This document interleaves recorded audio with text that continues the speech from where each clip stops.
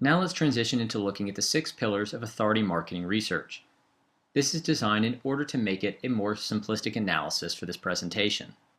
When looking at keyword selection, it's critical to understand where they fit in the buying cycle and also to make sure that they're a financial fit for your budget and profit objectives.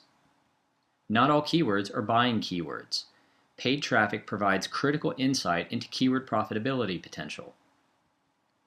Keyword variation depth is a signal of authority.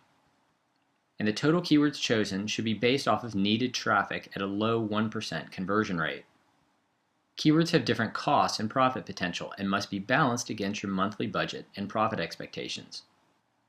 Poor keyword selection can lead to a flawed foundation. This requires advanced software and someone who knows how to go through an iterative process that looks at all of the pillars in balance in order to select the right group of terms for each product or service. So without knowing whether you can afford to even target keywords, you're flying blind. You must know whether they are the best fit for your business financially. You must know about the buyer's intent. And if they don't fit tightly enough thematically, you'll be missing a lot of traffic and lack depth that hurts your site's authority. This is just a snapshot of an example silo. Each product or service should have its own silo developed. In this example, we've used 4 levels of keyword depth, starting with the lead silo term. This is just a small snapshot of an example silo. Each product or service should have its own silo developed. There are 4 levels of keyword depth, starting with the lead silo term, followed by the primary category term, supporting terms for additional content under the primary category, and then synonyms and secondary terms that are used where appropriate throughout all of the content produced. There are also other columns included that support the decisions to select these terms and estimates on the amount of content needed, paid traffic cost, keyword value metrics, and competition. The selection of keywords is most certainly not only about traffic, but the complete financial fit with your business. Now let's take a look at the website structure. We want to make sure that we understand the thematic silo architecture. Each product or service needs to have its own category based on a common theme. Now let's move on to website structure in a thematic silo-based architecture. Each product or service needs to have its own category based on a common theme. If you had a searcher who was looking for an iPod, you're not going to group iPod, iPad, and Mac in the same silo. You're going to group them separately. Each product or service needs to have its own category based on common themes. If you have a searcher who's looking for an iPad, it does not mean that they're looking for an iPhone or an iPod. Therefore, if you were selling all 3 products, they would be grouped in their own silos. The categories and thus the content within it should be linked together from the top of the category to the bottom and then connected to the next category. This is known as silo structuring. You cannot make up for incorrect keyword selection just by having silo architecture.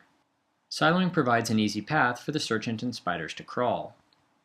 And since you're creating content for people, not bots, linking content should also serve as visitor guidance.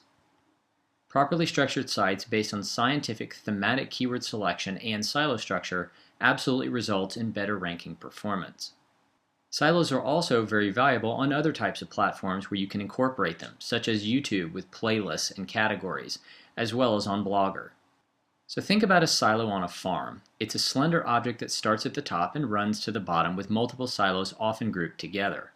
For our purposes, we use this silo structure to position keywords in a scientific way based on financial value, interrelationships between them, also known as LSI.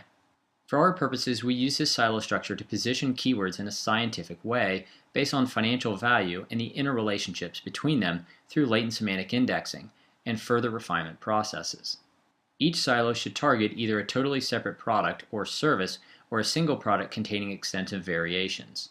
Pages frequently represent the content that is often more evergreen, and posts are ongoing additions representing what is hot right now. Posts should be used to drive link juice or page rank to pages where monetization takes place.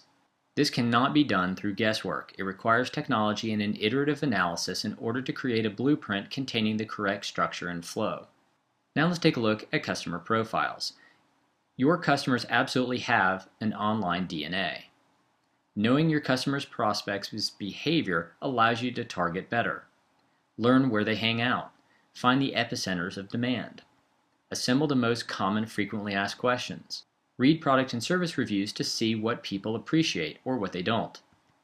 And determine whether they take actions with surveys, consultations, or just direct sales. You want to try to build out what the best sales funnel would look like. Determine whether they take actions with surveys, consultations, or just direct sales. This is part of building your sales funnel. You want to know what your future customers want and know where they're spending time discussing it. When it comes to competitor intelligence, this is absolutely one of the most valuable areas that you can perform. Doing deep competitor intelligence helps you know what works and absolutely delivers faster results. You can build out a model path forward based on what's working for competitors. You can study their sales funnel and point of sale. You can research their traffic sources, social, multimedia activity, and their followers. Get a blueprint of their titles, tags, and descriptions on popular content. Closely review their paid traffic activity and see what's converting for them. But be realistic on the investment and return ratio. But you'll need to be realistic on the investment and return ratio. If you're going up against competitors with big budgets, you need to consider whether you can compete for all of the same terms. However, either way, knowing exactly what they're doing and how they're doing it still gives you an exceptional amount of information. Authority sites have diverse high page rank referral traffic, so you want to get a blueprint of where your competitors are driving the most valuable traffic. We recommend doing this for at least the top 10 competitors.